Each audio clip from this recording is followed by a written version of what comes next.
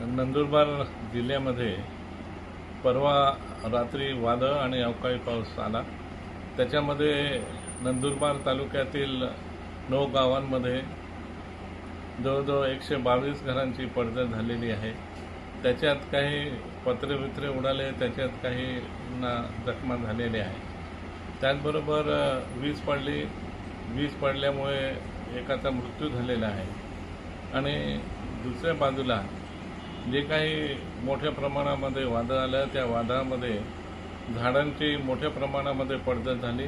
त्या झाडांच्या पडझडीमुळे आणि बाकीच्या या वादळामुळे पोलसुद्धा पडलेले आहेत। काही पोल झाडांमुळे पडलेले आहे, काही वादळामुळे पडले। अशा प्रमाणात मोठं नुकसान विजेचे सुद्धा झालेले आहे। त्याचे दुरुस्तीचं काम वेगानं चालू आहे आणि त्याने 2 दिवसामध्ये त्या ठिकाणी चालू होईल। त्याने गावाची जी वीज वगैरे गेलेली होती ती वीज एका दिवसामध्येच त्याने ती सुरळीत सुरू केलेली आहे। आता दुसऱ्या दिवशी ते शेतामधली काही झाडांमुळे पोल पडले ते उभे करण्याचे काम त्याने सुरू केलेले आहे। त्याचबरोबर लोकांनी पपया असतील यांची रोपं लावलेली होती, ती रोपंसुद्धा पाण्यामध्ये वाहून गेली आहे। तर या सर्वांचे आम्ही पंचनामे करण्याचे निर्देश दिले होते।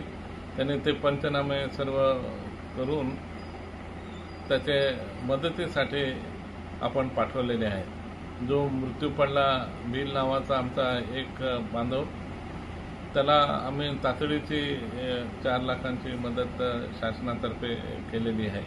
अशा पद्धतीने ताबडतोब घरांचं असेल, त्याचबरोबर शेतीचं असेल, त्यांचे पंचनामा झाल्याबरोबर त्यांना मदत करण्याची प्रक्रिया आम्ही सुरू करणार।